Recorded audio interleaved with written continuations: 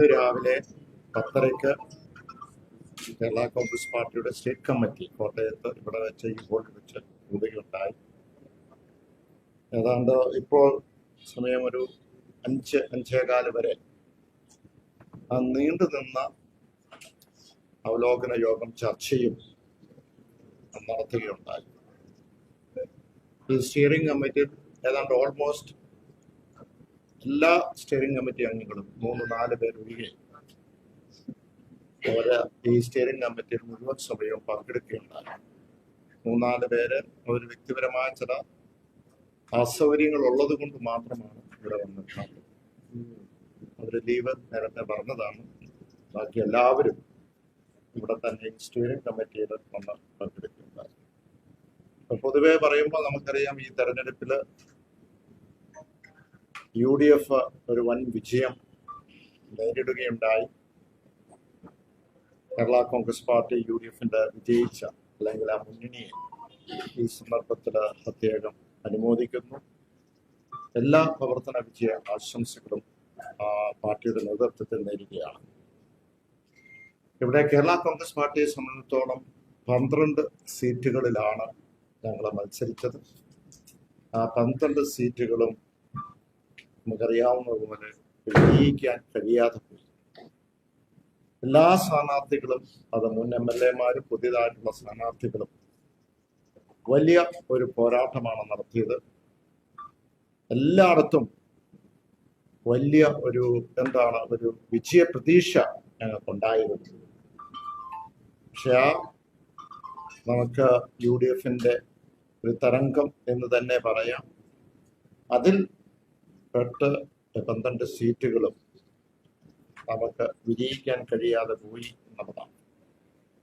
പാർട്ടിയെ സംബന്ധിച്ചിടത്തോളം സംഘടനാപരമായി 14 ജില്ലകളിലും എല്ലാ 140 നിയമസഭാ മണ്ഡലങ്ങളിലും അതുപോലെ തന്നെ ബഹുഭൂരിപക്ഷം പഞ്ചായത്തുകളും സംഘടനാബലം ഉള്ള ഒരു രാഷ്ട്രീയ പ്രസ്ഥാനമാണ്. അതിൽ ഒരു ചോർച്ചയും ഇല്ല. വളരെ ശക്തമായിട്ട് തന്നെ ഈ പ്രസ്ഥാനം മുന്നോട്ട് പോകും. ദേശീയ രാഷ്ട്രീയത്തിൽ അല്ലെങ്കിൽ ഇന്ത്യയിൽ തന്നെ എത്രയോ, പ്രത്യേകിച്ച് പ്രാദേശിക പാർട്ടികളൊക്കെ പലതും ആ സംസ്ഥാനത്തൊക്കെ ഭരണത്തിൽ നേതൃത്വം കൊടുത്ത രാഷ്ട്രീയ പ്രസ്ഥാനങ്ങൾ പല തെരഞ്ഞെടുപ്പുകൾ വരുമ്പോൾ അവർക്ക് പൂർണ്ണമായ തോൽവി ഉണ്ടായിട്ടുണ്ട്. ഉദാഹരണത്തിന് ഇപ്പോൾ DMK, തമിഴ്നാട്ടിലുള്ള DMK ഉൾപ്പെടെ തെലുങ്കുദേശം ഉൾപ്പെടെ ഉള്ള രാഷ്ട്രീയ പ്രസ്ഥാനങ്ങൾ വർഷങ്ങൾക്ക് മുമ്പൊക്കെ അതിന് ആ സംസ്ഥാനത്ത് ഭരിക്കുവാൻ നേതൃത്വം കൊടുത്തിട്ടുണ്ടെങ്കിൽ അവരൊക്കെ ചില തെരഞ്ഞെടുപ്പുകൾ പൂർണ്ണമായി പരാജയപ്പെട്ടതിന് ശേഷം വീണ്ടും ഭരണത്തിലേക്ക് അല്ലെങ്കിൽ ഭരണത്തിൽ നേതൃത്വം കൊടുത്ത് തിരിച്ചു വരാൻ കഴിഞ്ഞു എന്ന് നമ്മൾ കണ്ടിട്ടുണ്ട്. അപ്പോൾ ഒരു പരാജയം എന്ന് പറയുന്നത് തീർച്ചയായും ജനാധിപത്യ സംവിധാനത്തിൽ അവിടെ ഒരാളെ ജയിക്കുള്ളൂ. അവിടെ പാസ് മാർക്കോ ആയിട്ട് ഒന്നുമില്ല. അപ്പോൾ പരാജയം വന്നു, അതിനെ ജനവിധി മാനിക്കുന്നു. തീർച്ചയായും എന്താണ് പോരായ്മകൾ, അത് പാർട്ടിയുടെയാണോ മുന്നണിയുടെയാണോ എന്ന് പരിശോധിച്ച് നമ്മൾ മുന്നോട്ട് പോകും. ഇവിടെ ഇതുമായി ബന്ധപ്പെട്ട്, ഈ തെരഞ്ഞെടുപ്പുമായി ബന്ധപ്പെട്ട് എന്താണ് പോരായ്മ ഉണ്ടായത്? വികസന കാര്യത്തിലാണോ, പ്രവർത്തന കാര്യത്തിലാണോ, എവിടെയാണ് കാര്യക്ഷമത ഇല്ലാതെയായി പോയത് എന്നുള്ളതൊക്കെ ചർച്ച ചെയ്തു. ആ ചർച്ച ചെയ്തതിൽ ഓരോ ജില്ലാ അടിസ്ഥാനത്തിൽ ഓരോ ജില്ലാ പ്രസിഡന്റ്, ഞങ്ങൾ മത്സരിച്ച ജില്ലകളിൽ ആണെങ്കിലും അല്ലെങ്കിലും അവിടെയെല്ലാം ചർച്ചകൾ നടത്തി എല്ലാ ജില്ലാ പ്രസിഡന്റുമാരും ഇവിടെ എത്തിയിരുന്നു. 14 പേരും അവരുടെ അഭിപ്രായങ്ങൾ അവർ പറഞ്ഞു. പ്രത്യേകിച്ച് ഞങ്ങൾ മത്സരിച്ച പ്രദേശങ്ങളിലായ അത് തൃശ്ശൂരും എറണാകുളത്തും ഇടുക്കിയിലും കോട്ടയത്തും പത്തനംതിട്ടയിലും കണ്ണൂരും ഈ മേഖലയിലാണ് മത്സരിച്ചത്. ആ മത്സരിച്ച ആ പ്രദേശങ്ങളിൽ ജില്ലാ പ്രസിഡന്റ് ഡീറ്റെയിൽ ആയിട്ട് കാര്യങ്ങൾ പറയുമ്പോഴും അതിന്റെ യഥാർത്ഥ ചിത്രം താഴെത്തട്ടിലേക്ക് നമ്മൾ ചെന്ന്, അത് നിയമസഭാ മണ്ഡലങ്ങളും അതോടൊപ്പം തന്നെ നമ്മുടെ മണ്ഡലം തലത്തിലുള്ള ജനറൽ ബോഡി വിളിച്ചുകൂട്ടി അവിടത്തെ ചിത്രം മനസ്സിലാക്കിയാലേ ഉള്ളൂ, ആഴത്തിൽ മനസ്സിലാക്കിയാലേ ഉള്ളൂ നമുക്ക് വ്യക്തമായ ഒരു കാരണങ്ങൾ നമുക്ക് കണ്ടെത്താൻ കഴിയും. ജനറൽ ആയിട്ടുള്ള കാരണങ്ങളുണ്ട്. നമുക്കറിയാം, കഴിഞ്ഞ ദിവസം 7-ാം തീയതി LDF നമ്മൾ കൂടിയിരുന്നു. ഇടതുപക്ഷ ജനാധിപത്യ മുന്നോട്ട് നമ്മുടെ അവിടെ മുന്നണി യോഗം കൂടി അതിൽ ഞാൻ പങ്കെടുത്തിരുന്നു. കൃത്യമായി ജനറലായിട്ട് പറഞ്ഞ അവര് അതിന്റെ കൺവീനർ പത്രസമ്മേളനം നടത്തി.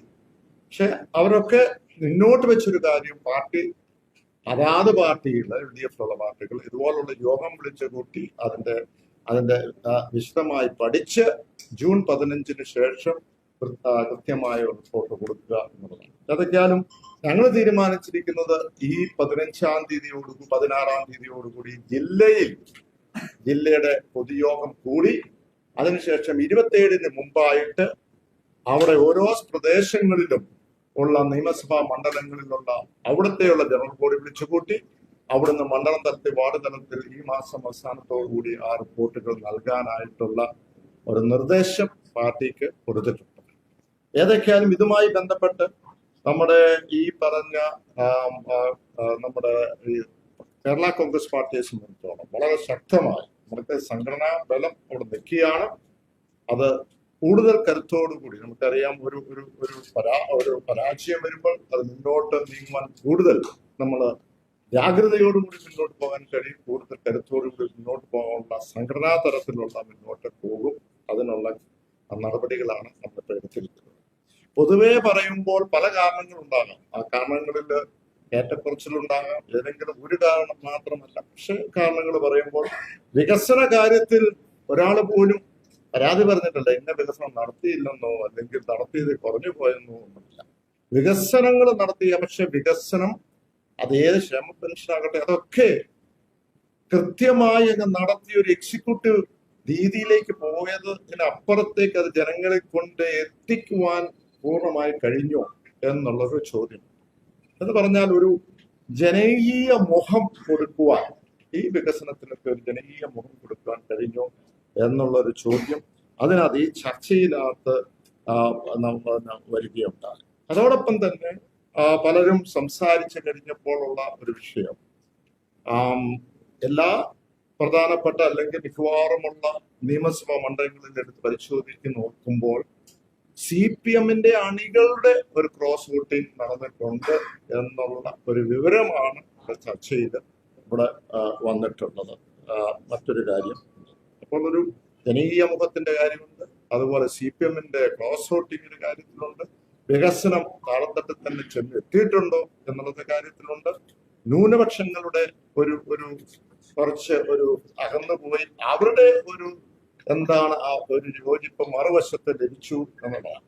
അപ്പോൾ അതിനകത്ത് ഒരു തരത്തിൽ പറഞ്ഞ വലിയൊരു ക്യാമ്പയിൻ ഇതിനു മുമ്പ് എന്താണ് ഒരു 6-8 മാസക്കാലമായി മീഡിയയിൽ കൂടെ വന്നൊരു ചർച്ച, ഒരു നരേറ്റീവ് കൊണ്ടുവന്നു. അതിന്റെ കാര്യങ്ങൾ സൂചിപ്പിച്ചു. RSS LDF-മായി ഡീല് നടത്തുന്നു എന്ന് പറഞ്ഞു. അത് ബോധപൂർവമായിട്ടുള്ള ഒരു നരേറ്റീവ് എന്ന മീഡിയക്കകത്തൂടെ കൊണ്ടുവന്നു എന്ന് ഞാൻ കരുതുന്നു എന്നുള്ളൊരു ചർച്ചയാണ് ഈ യോഗങ്ങളിലൊക്കെ വന്നത്. അതുകൊണ്ട് തന്നെ ചില ന്യൂനപക്ഷങ്ങള് LDF-ന് പണ്ട് പിന്തുണ നൽകിക്കൊണ്ടിരുന്ന ന്യൂനപക്ഷങ്ങള് അത് അകന്നുപോയി. പക്ഷെ ആ ഒരു ക്യാമ്പയിൻ, ഒരു നരേറ്റീവ് ബോധപൂർവം ചില മേഖലകളിൽ സൃഷ്ടിച്ചു, UDF സൃഷ്ടിച്ചു, ചില മീഡിയ അതിന് സപ്പോർട്ട് ചെയ്ത് കൊണ്ടുവന്നു എന്നുള്ളതാണ് പ്രധാനമായിട്ട് കാണുന്നത്. ഇപ്പോൾ മറുവശത്ത് നമ്മൾ നോക്കുമ്പോൾ ഒരു കാര്യമുള്ളത്, നമുക്ക് പലപ്പോഴും എപ്പോഴും ചില പരിഹാസങ്ങളും അല്ലെങ്കിൽ വെല്ലുവിളികളും ഒക്കെ അപ്പുറത്തെ വശത്തു നിന്ന് PJ ജോസഫ് അല്ലെങ്കിൽ കേരള കോൺഗ്രസ് ജോസഫ് ഗ്രൂപ്പ് എന്നൊക്കെ പറയുന്നതാണ്. എന്താണ് അവര് 7 സീറ്റ് വിജയിച്ചു, അത് അങ്ങനെയാണ് ഇങ്ങനെയാണ് എന്നൊക്കെ. ഇവിടെ നമ്മൾ എടുത്ത് പരിശോധിച്ച് നോക്കുമ്പോൾ ഒരു കാര്യമുണ്ടത്, ഇപ്പോൾ ഇത് സാധാരണ രീതിയിൽ വോട്ട് ഷെയർ ആണുള്ളവര് സാധാരണ 2021 6,84,363 വോട്ടാണ് കേരള കോൺഗ്രസിന് ലഭിച്ചത്. അത് കേരള കോൺഗ്രസ് ജോസഫ് ഗ്രൂപ്പിന് ലഭിച്ചത് 5,54,115 വോട്ടാണ്. അവിടെയും കേരള കോൺഗ്രസ് മുന്നിലാണ്. 2026 കേരള കോൺഗ്രസിന് ലഭിച്ച ടോട്ടൽ വോട്ട് 5,61,157 അതേ സമയത്ത് കേരള കോൺഗ്രസ് ജോസഫിന് ലഭിച്ച് 5,25,323 വോട്ടാണ്. പൂർണ്ണമായും നമ്മൾ പരാജയപ്പെട്ട് നിൽക്കുമ്പോഴും കേരള കോൺഗ്രസ് പാർട്ടിയുടെ ആ വോട്ട് ഷെയർ അല്ലെങ്കിൽ വോട്ട് എന്ന് പറയുന്നത് ജോസഫ് ഗ്രൂപ്പിനേക്കാൾ മുന്നിൽ തന്നെയാണ് നിൽക്കുന്നത്. അത് മാത്രമല്ല, ഒരു ജനറൽ ആയിട്ട് ഞങ്ങൾ എടുത്ത് നോക്കുമ്പോൾ നമുക്ക് കാണുവാൻ കഴിയുന്നത് വിജയിച്ച ആളുകൾ, അത് പൊതുവെ എന്തെങ്കിലും പ്രശ്നമുണ്ട്, പൊതുവെ അതൊരു കുറ്റകരമായിട്ടൊന്നും ഞാൻ പറയുന്നില്ല. പക്ഷെ അതിന് ജനാധിപത്യ സംവിധാനത്തിൽ ഭൂരിപക്ഷം വേണം. ഡോക്ടർമാരുടെ വോട്ട് ചെയ്ത് 100 പേരാണെങ്കിൽ 51 പേര് വോട്ട് ചെയ്യുമ്പോഴാണല്ലോ ഭൂരിപക്ഷം കിട്ടുന്നത്. ബഹുഭൂരിപക്ഷം MLA-മാരെ വിജയിച്ചിരിക്കുന്നവര് ന്യൂനപക്ഷമാണ്. കാരണം നമ്മൾ വോട്ടുകൾ എടുത്ത് നോക്കുമ്പോൾ ആ വോട്ടുകൾക്കാളേക്കാൾ കൂടുതൽ അപ്പുറത്തെ വശത്ത് അവിടെ വന്നെങ്കിൽ അത് ഇടതുപക്ഷമോ NDA-യുടെ വോട്ടുകൾ നോക്കുമ്പോൾ ഇപ്പോൾ 1 ലക്ഷമാണെന്നുണ്ടെങ്കിൽ ജയിച്ച സ്ഥാനാർത്ഥിക്ക് പൂർണ്ണമായും ഒരു ഭൂരിപക്ഷമില്ല എന്ന് പറഞ്ഞാൽ 50% താഴെ നിൽക്കുന്നു. അത് പാല ഉൾപ്പെടെയുള്ള മറ്റു പ്രദേശങ്ങൾ, അത് ആലിപ്പള്ളിയോ പൂഞ്ഞാറോ ഏതെടുത്ത് നോക്കിയാലും നമുക്ക് കാണുവാൻ കഴിയുന്നതാണ്. എന്ന് പറഞ്ഞാൽ കേരളത്തിലെ നിരവധി നിയോജക മണ്ഡലത്തിൽ വിജയിച്ച MLA-മാർക്ക് പോള് ചെയ്ത വോട്ടിന്റെ 50% കൂടുമ്പോഴാണല്ലോ ഭൂരിപക്ഷം എന്ന് പറയുന്നത്. അതിന്റെ താഴെയാണ് നിൽക്കുന്നത്. ആ രീതി നോക്കുമ്പോൾ നമുക്ക് എന്താ കാണുന്നത്? അതിനകത്ത് ജനാധിപത്യ സംവിധാനത്തിൽ ഭൂരിപക്ഷത്തിലേക്ക് പോകുന്നില്ല എന്നുള്ള ഒരു കാര്യം നമ്മുടെ കേരള സംസ്ഥാനത്ത് നമ്മൾ നോട്ട് ചെയ്യേണ്ട ഒരു കാര്യമായിട്ടാണ് ഞാൻ കാണുന്നത്. ഇവിടെ കേരള കോൺഗ്രസ് എമ്മിന്റെ സ്ഥാനാർത്ഥികൾ എടുക്കുമ്പോൾ നമുക്കറിയാം, പ്രത്യേകിച്ച് മധ്യ തിരുവിതാംകൂറിൽ എടുക്കുമ്പോൾ സീറ്റുകൾ ചെറിയ ഭൂരിപക്ഷത്തിനാണ് അല്ലെങ്കിൽ നമ്മുടെ മാർജിനാണ് പരാജയപ്പെട്ടത്. അത് പാല എടുത്താലും റാന്നി എടുത്താലും കാഞ്ഞിരപ്പള്ളി എടുത്താലും പൂഞ്ഞാർ എടുത്താലും അത് ചങ്ങനാശ്ശേരി എടുത്താലും അത് 10,000 വോട്ടിന് താഴെ ഉള്ള, ചങ്ങനാശ്ശേരി 8,000 ആണെങ്കിൽ, പൂഞ്ഞാർ 6,000 ആണെങ്കിൽ, കാഞ്ഞിരപ്പള്ളി 5,000 ആണെങ്കിൽ, റാന്നി 4,000 സംതിങ് ആണെങ്കിൽ, പാലായി 2,900 ആണെന്നുണ്ടെങ്കിൽ ഇതെല്ലാം നമ്മുടെ ഒരു ക്ലോസ് ഫിനിഷ് ആയിട്ടാണ് നമ്മൾ കാണുന്നത്. അപ്പോൾ ആ രീതി നോക്കുമ്പോൾ മറ്റു പ്രദേശങ്ങളിൽ കൂടുതലുണ്ട്. ആ രീതി നോക്കുമ്പോൾ നമുക്ക് തീർച്ചയായും നമ്മുടെ അണികൾ എല്ലാം കേരള കോൺഗ്രസിന്റെ വോട്ട് ബാങ്ക് അങ്ങനെ തന്നെ വന്നിട്ടുണ്ട്. തീർച്ചയായും ഈ ഒഴുക്കിൽ നമ്മൾ വിട്ടുപോയി എന്നുള്ളത് വളരെ ശരിയാണ്. അപ്പോൾ നമ്മള് കേരള കോൺഗ്രസ് പാർട്ടിയെ സംബന്ധിച്ചോളം ഇനിയുള്ള ഒരു പ്രവർത്തനം എന്ന് പറയുന്നത് തീർച്ചയായും നമുക്കറിയാം, വീഴ്ചയിൽ നിന്ന് ഉയർത്തെഴുന്നേൽക്കുമ്പോഴാണ് കൂടുതൽ കരുത്തും കൂടുതൽ മധുരവും ഉള്ളത്. തീർച്ചയായും അതിൽ നിന്ന് ഉയർത്തെഴുന്നേറ്റ് മുന്നോട്ട് പോകാൻ കഴിയും എന്നുള്ള ഒരു ആത്മവിശ്വാസം തീർച്ചയായും കേരള കോൺഗ്രസിനുണ്ട്. അത് നമ്മൾ മറ്റ് സംസ്ഥാനങ്ങളിൽ നമ്മൾ കണ്ടു. അതാണ് പ്രധാനമായും. ബാക്കിയുള്ള കാര്യങ്ങൾ നമുക്ക് തീർച്ചയായും ഈ സംഘടനാപരമായ ചർച്ചകൾ താഴെത്തട്ടിൽ കടന്നതിന് ശേഷം വീണ്ടും ഇരിക്കുന്നതാണ്. കേരള കോൺഗ്രസ് പാർട്ടിയുടെ മെമ്പർഷിപ്പ് നമുക്കറിയാം. ആ മെമ്പർഷിപ്പ് ക്യാമ്പയിൻ ഉടനെ തന്നെ നമ്മൾ ആരംഭിക്കുകയാണ്. അത് ഈ പറഞ്ഞ അവലോകന യോഗത്തിന് ശേഷം മെമ്പർഷിപ്പ് ക്യാമ്പ് തലത്തിൽ നമ്മൾ ആരംഭിക്കാൻ പോകും. ഈ പാർട്ടികളിൽ നിന്നും നമ്മൾ അകന്നു പോയ അടിസ്ഥാന വിഭാഗങ്ങളുണ്ട്. അവരെ ഒക്കെ നമ്മൾ ഒന്നുകൂടെ ചിലപ്പോൾ എവിടെയെങ്കിലും മാറിപ്പോയിട്ടുണ്ടെങ്കിൽ അവരെ യോജിപ്പിച്ചു നിർത്തുവാനുള്ള പ്രവർത്തനങ്ങൾ, ബോധപൂർവമായ പ്രവർത്തനങ്ങൾ നമ്മൾ കൊടുക്കുന്നുണ്ട്. അതുകൂടാതെ ഇപ്പോഴുള്ള നമ്മുടെ സംസ്ഥാന നേതാക്കന്മാര് ഓരോ ജില്ലകളിലും 2 സംസ്ഥാന ജനറൽ സെക്രട്ടറിമാർക്ക് ചാർജ് കൊടുത്തുകൊണ്ട് ആ യോഗങ്ങൾ നടക്കുമ്പോൾ അവിടെ പോയി അതിന്റെ റിപ്പോർട്ട് ആയിട്ട് മുന്നോട്ട് കൊണ്ടുവരാനുള്ള തീരുമാനങ്ങൾ എടുക്കും.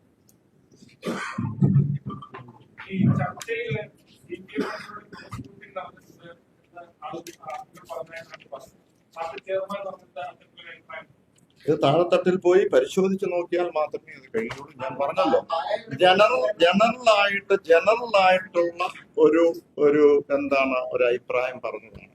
അതിനകത്ത് ഏതൊക്കെ പ്രദേശത്തിൽ പോയിട്ടുണ്ട് എന്നുള്ളത് അത് കൃത്യമാണല്ലോ. മലബാർ മേഖല നമ്മൾ കണ്ടല്ലോ. നമ്മൾ അതിനകത്ത് ഒളിച്ചു വെക്കേണ്ട കാര്യം വല്ലതും അല്ലല്ലേ? അതുകൊണ്ടാണ് ഞാൻ പറഞ്ഞത്, അത് താഴെത്തട്ടിൽ ജില്ലയുടെയും സംസ്ഥാന നിയമസഭാ മണ്ഡലത്തിന്റെയും കൂടിക്കഴിയുമ്പോഴേ ഉള്ളൂ. ഇത് ജനറൽ ആയിട്ടുള്ള സ്റ്റേറ്റ്മെന്റ് ആണ് ഞാൻ ഈ പറഞ്ഞത്. കൂടിക്കഴിയുമ്പോൾ നമുക്ക് അറിയാൻ കഴിയൂ. അങ്ങനെ ഉണ്ടെങ്കിൽ അത് ബോധപൂർവമല്ല. പക്ഷെ എന്തെങ്കിലും ഒരു തരത്തിലൊരു കറക്ഷൻ ഈ ഇടതുപക്ഷം നടത്തേണ്ടതുണ്ട് എന്ന് അണികൾക്ക് തോന്നിക്കൊണ്ടായിരിക്കാം.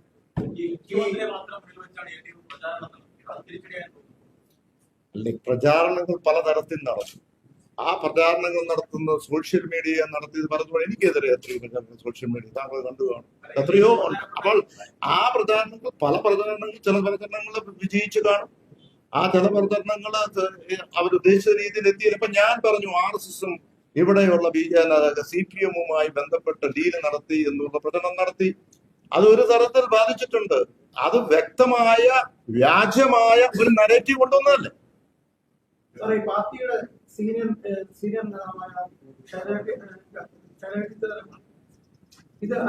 ഇത് പ്രതികരിച്ചു, പാർട്ടിക്കെതിരെ പ്രതികരിച്ചു.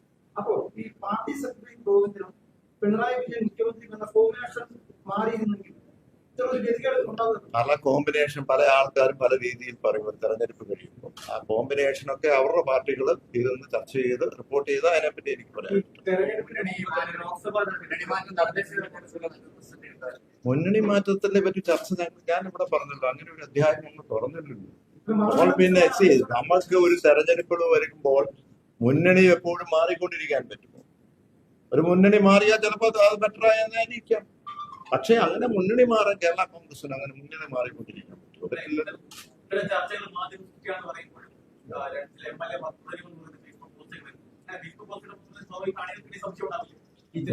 ഞാൻ പറഞ്ഞല്ലോ, പല കാര്യങ്ങളും പല രീതിയിലും പല മേഖലകളിലും പല അഭിപ്രായങ്ങളും വന്ന് കാണും.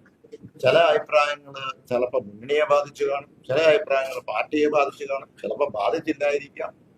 അതൊക്കെ ഓരോ ഘട്ടത്തിലും ഉണ്ടായിരിക്കുന്ന പ്രതികരണങ്ങൾ എന്ന് മാത്രമേ. ഈ കേരള കോൺഗ്രസിന്റെ തദ്ദേശത്തിൽ ലോക്സഭയിലും തിരിച്ചടി ഉണ്ടായപ്പോൾ താഴെത്തട്ടിലെ അണികളുടെ വികാരം എന്താണെന്ന് അല്ലെങ്കിൽ ജനങ്ങൾ നിങ്ങൾ ചിന്തിക്കുന്നതെന്ന് തിരിച്ചറിയാൻ പറ്റാതെ പോയത് ലോക്സഭയിലുള്ള ഒരു തിരിച്ചടി ഞാൻ അന്ന് നമ്മളെ സൂചിപ്പിച്ചു. അതിനകത്ത് കേന്ദ്രത്തിൽ കോൺഗ്രസ് പാർട്ടി നേതൃത്വം കൊടുക്കുന്ന ഇന്ത്യ മുന്നണിയില് അവർ ഭരണത്തിൽ ഏറ്റവും കൂടുതൽ സ്ഥാനാർത്ഥികൾ അവർക്കുണ്ടായെങ്കിൽ മാത്രമേ ഉള്ളൂ എന്നുള്ള രീതിയിലേക്ക് വന്നു. അതനുസരിച്ചാണ് UDFനുള്ളത്.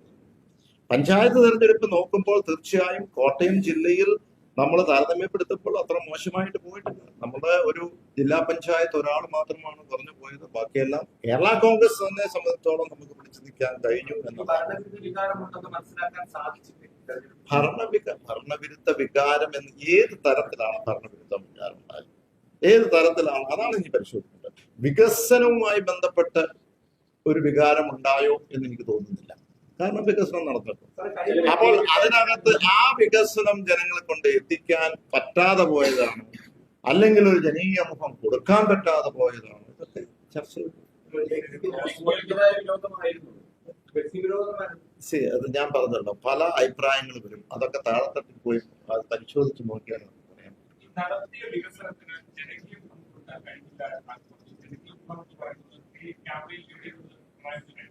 അത് ഒരു ഇപ്പോൾ എന്നാ ചോദിച്ചാൽ എത്രയോ കാര്യം ഇപ്പൊ സ്ത്രീ സുരക്ഷാ പദ്ധതി നടത്തി അത് താഴെത്തന്നെ കൊണ്ട് കൊടുത്തിട്ടുണ്ടെങ്കിൽ അത് ഇന്ന കാര്യത്തിനാണ്, ഇങ്ങനെയാണ്, ഇന്ന വ്യക്തികൾക്കാണ്, അവരെ സമീപിച്ച് നിങ്ങൾക്കൊരു ഇങ്ങനെയൊരു ആനുകൂല്യം ലഭിച്ചിട്ടുണ്ട് എന്ന് LDF പോയി മുൻകൂട്ടി പറയൂ, അല്ലെങ്കിൽ അതിന് ശേഷം പറഞ്ഞ് അങ്ങനെ ഓരോ വ്യക്തികൾക്കും ഒരു തോന്നണമല്ലോ. ഇത് ഇടതുപക്ഷം കൊണ്ടുവന്ന് തന്നതാണ്, അവരുടെ വീട്ടുമുറ്റത്തേക്ക് ആ കുടുംബത്തിലേക്ക് കിട്ടിയ ഒരു എന്താണ് ഒരു ആനുകൂല്യമാണ് എന്നുള്ളത് തോന്നുന്നുണ്ട്. ഇത് ഏതെങ്കിലും ഉദ്യോഗസ്ഥർ കൊണ്ട് കൊടുക്കുന്നതാണല്ലോ. അതുകൊണ്ട് തന്നെ ഈ ന്യൂനപക്ഷങ്ങൾക്ക് വേണ്ടി ഒരുപാട് കാര്യങ്ങൾ ഏറ്റവും അവസാനം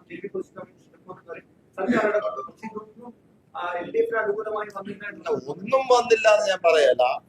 കൃത്യമായി ഒരു അനുകൂലമായി ഒക്കെ ചില മേഖലകളിൽ നമുക്ക് LDFന് കിട്ടിയിട്ടുണ്ട്. ചില മേഖലയിൽ അത് മാറിപ്പോയിട്ടുണ്ട്. പാർട്ടിയുടെ പ്രവർത്തനങ്ങളുടെ പ്രശ്നം കൊണ്ടാണോ അതോ മുന്നണി സംവിധാനത്തിന്റെ പ്രശ്നം കൊണ്ടാണോ മനസ്സിലാക്കുന്നത്. ചെയർമാൻ തന്നെ പറഞ്ഞു പാർട്ടി ശക്തമായി പ്രവർത്തിച്ചു എന്ന് പറയും, മുന്നണി തന്നെ ക്ലോസ് വോട്ടിംഗ് നടന്നു എന്ന് പറയും. ഇത് CPMനെതിരെയുള്ള ആക്ഷേപം.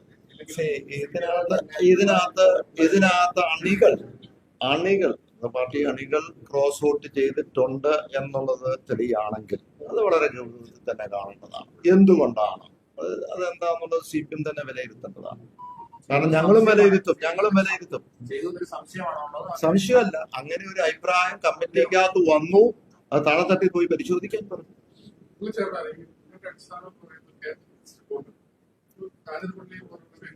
സഭ അധ്യക്ഷന്മാരുടെ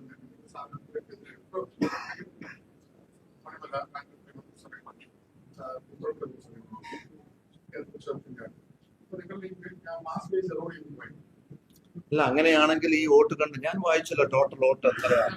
ആ ടോട്ടൽ വോട്ടിൽ കുറവ് എന്ന് പറയുന്നത് 2 ആ ടോട്ടൽ വോട്ടിൽ കുറഞ്ഞു പോയത് 2.2% മാത്രമാണ്. അല്ല, കേരള കോൺഗ്രസിന്റെ വോട്ടാണ് ഞാൻ ഈ പറഞ്ഞത്. 2 കഴിഞ്ഞ പ്രാവശ്യം 2021 വോട്ടും ഇപ്പോഴുള്ള വോട്ടുമായി 2.2% മാത്രമാണ്. അതാണ് ഞാൻ ആദ്യമേ വായിച്ചു കേൾപ്പിച്ചത്. അങ്ങനെ തന്നെയുണ്ട്. പക്ഷേ ഞാനീ പറഞ്ഞത് ആ ഒരു പോലെ സാധാരണക്കാരെ നിഷ്പക്ഷമായിട്ടുള്ള വോട്ടർമാർ അവരാണല്ലോ സൈലന്റ് ആയിട്ട്. അങ്ങനെയാണ് അവരുടെ വോട്ട് കൂടെ കിട്ടുമ്പോഴല്ലേ നമുക്ക് ജയിക്കാൻ കഴിയും. അതല്ലാതെ അപ്പുറത്ത് ഈ പറഞ്ഞ എന്തെങ്കിലും ഒരു മുന്നണി സംവിധാനത്തിലോ ഒരു പാർട്ടിയുടെ നേതൃത്വത്തിൽ മാത്രമായിട്ട് ഒരു സ്ഥാനാർത്ഥി ജയിക്കാൻ കഴിയില്ല. ഇപ്പോൾ അവിടെ ജോസഫ് ഗ്രൂപ്പിന്റെ അവിടെ 8 സ്ഥാനാർത്ഥി 7 ജയിച്ചു. ആരുടെ ബലം ഉണ്ടാകും? നിന്നും ആരാന്ന് സ്ഥാനാർത്ഥി നോക്കിയോ? ഇല്ലല്ലോ. UDF ജയിച്ചു. അതിലൊന്നും അഹങ്കരിക്കേണ്ട കാര്യമൊന്നുമില്ല.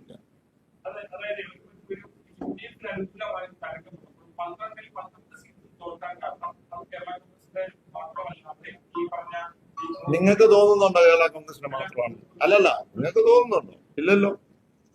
ഈ മലബാർ മേഖലയിൽ മുസ്ലിം ലീഗ് മതം പറഞ്ഞുകൊണ്ട് മത അപകടത്തിലാവും. ഇത്തവണ ഇവിടെ അധികാരം വന്നില്ലെങ്കിൽ മത അപകടത്തിലാവുന്നത് നമുക്ക് മതത്തിന് വേണ്ടി വോട്ട് ചെയ്യണമെന്ന് പറഞ്ഞ് അത് മനസ്സിലാക്കാൻ ഇടപെടുത്തി കഴിച്ചു. പല സ്ട്രാറ്റജീസ് ഉപയോഗിച്ചിട്ടുണ്ട്.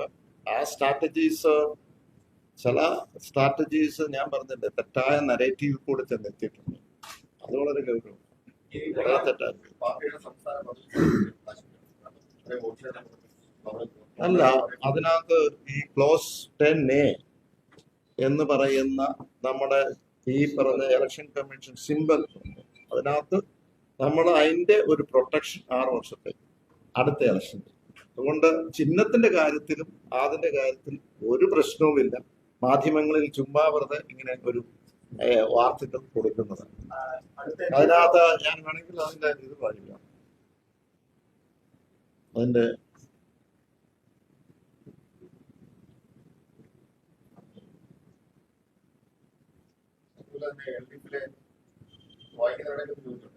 കേൾക്കുന്നുണ്ട്. CPI വളരെ വ്യക്തമായിട്ട് പിണറായി വിരുദ്ധതയാണ് ഇത് വ്യക്തമായ പരാജയത്തിന് കാരണം. ഇത്രയും മുന്നണി വളരെ പിണറായി ഉൾപ്പെടെ പിന്തുണ കൊടുത്ത പാർട്ടി ഇത്രയും പിണറായി വിരുദ്ധത എന്നത് കണ്ടെത്താൻ കഴിഞ്ഞില്ലെന്നാണ്. അതും അതിനെപ്പറ്റി പറയാൻ ചേർമാൻ പഠിക്കുന്നതാണ്.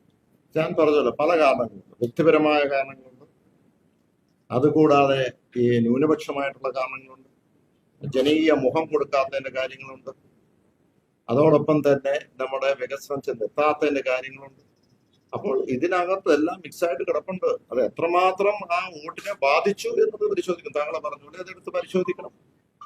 അത് പരിശോധിക്കുമ്പോൾ ജനകീയ മുഖം ചിലപ്പോൾ ഞാനൊരു മുഖം കൊടുക്കാഞ്ഞിട്ടായിരിക്കും, റോഷി കൊടുക്കാഞ്ഞിട്ടായിരിക്കും, അല്ലെങ്കിൽ ജീവനോ അല്ലെങ്കിൽ ഇവിടെ കൊടുക്കാഞ്ഞിട്ടായിരിക്കും. ഏത് തരത്തിലും വേണമെങ്കിലും അതിനെ വ്യാഖ്യാനിക്കും.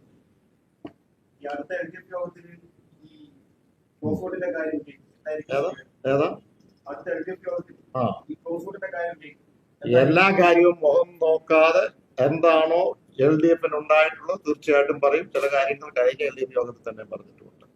The commission to candidates set up by an unorganized party which was earlier recognized as a national and state party. ഇത് ആ സിമ്പൽ ഇതിനകത്തുള്ളതാണ്. 6 years protection. കൂട്ടി കണ്ടിട്ട് തന്നെ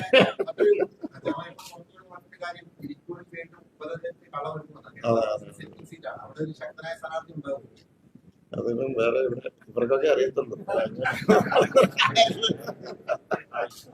ഞങ്ങൾക്ക് അതെ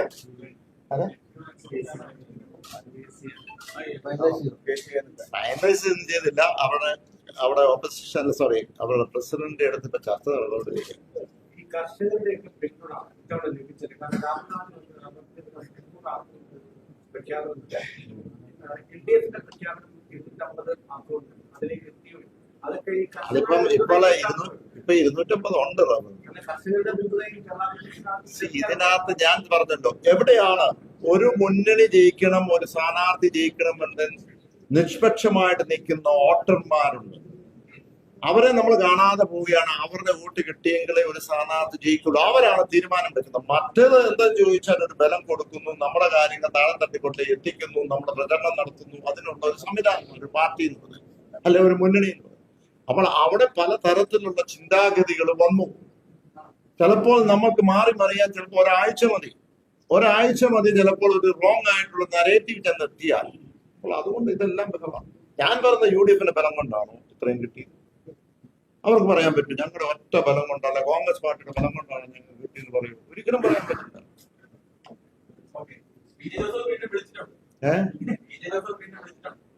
എങ്ങോട്ട് വിളിച്ചു?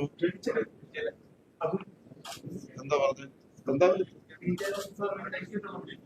അല്ല, അത് ഇത് നിങ്ങൾക്ക് തോന്നുന്നുണ്ടോ? ഞാൻ ആത്മാർത്ഥമായി അത് ഈ പറഞ്ഞ ഇപ്പോഴത്തെ MLA-യും മുൻ MLA-യും എന്നെ ക്ഷണിച്ചത് ആത്മാർത്ഥമായി ക്ഷണിച്ചതാണ്, പരിഹസിച്ചുകൊണ്ടാണ് ക്ഷണിച്ചത്. നിങ്ങൾ പറ. അല്ലല്ല, ആത്മാർത്ഥമായിട്ടാണ് ക്ഷണിച്ചത്, പരിഹസിച്ചുകൊണ്ടാണ് ക്ഷണിച്ചത്. ആ പരിഹസിച്ച വാക്കെന്തായിരുന്നു? അല്ലല്ല, പരിഹസിച്ച വാക്ക് ഇവിടെ കേട്ടോ. നിങ്ങളതാണ് പറയാൻ തുടങ്ങിയത്. എന്താ പറഞ്ഞു? അല്ല, പറയാനെന്താ പഠിക്കുന്നേ? എന്താ പഠിക്കുന്നത്? അല്ലല്ല, മാധ്യമങ്ങളുടെ ധാരാളം ഇഷ്യൂ ഉണ്ടാകും.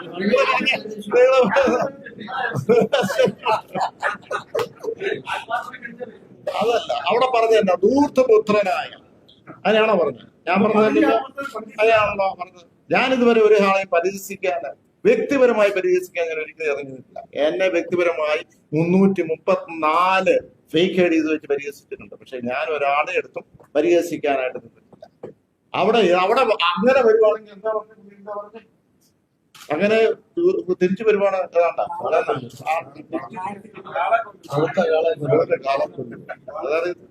അപ്പൊ ഞാൻ ചോദിച്ചത്, ഒരു പിതാവ് ഒരു പുത്രനെ കാത്ത് കേറ്റ് പിഴിച്ച് മാറ്റി തുറന്ന് ഇട്ട് പുറപ്പുഴ ആ വീട്ടിൽ ഉണ്ടായിരുന്ന് കാത്തിരിക്കുകയാണ്, രാവും പകലും കാത്ത്.